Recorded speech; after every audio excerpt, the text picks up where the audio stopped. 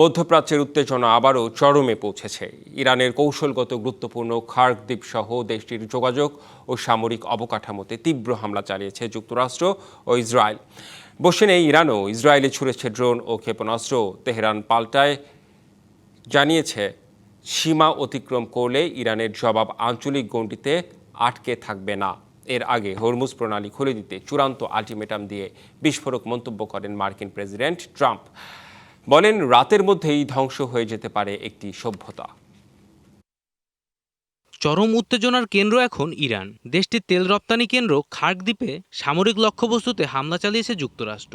এর আগে ইসরায়েলি প্রতিরক্ষা বাহিনীর হুমকির পরই ইরান জুড়ে গুরুত্বপূর্ণ যোগাযোগ অবকাঠামোতে হামলা চালিয়েছে যুক্তরাষ্ট্র ও ইসরায়েল। কারাজ, কোম, তাবজির ও খুজিস্তান সহ আরও কয়েকটি প্রদেশে বন্ধ করে দেওয়া হয়েছে মহাসড়ক।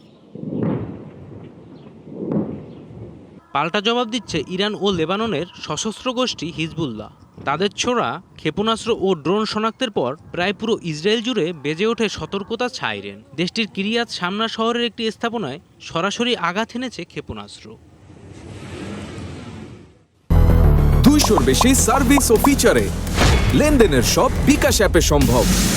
পাকিস্তানের মধ্যস্থতায় যুক্তরাষ্ট্র ও ইরানের মধ্যে আলোচনার একটি ক্ষীণ প্রচেষ্টা এখনও অব্যাহত রয়েছে। তবে এর মাঝে নিজের সামাজিক যোগাযোগ মাধ্যম ট্রুথ সোশ্যালে হরমুজ প্রণালী খোলার বিষয়ে ইরানকে চরম হুঁশিয়ারি দিয়েছে মার্কিন প্রেসিডেন্ট ডোনাল্ড ট্রাম্প।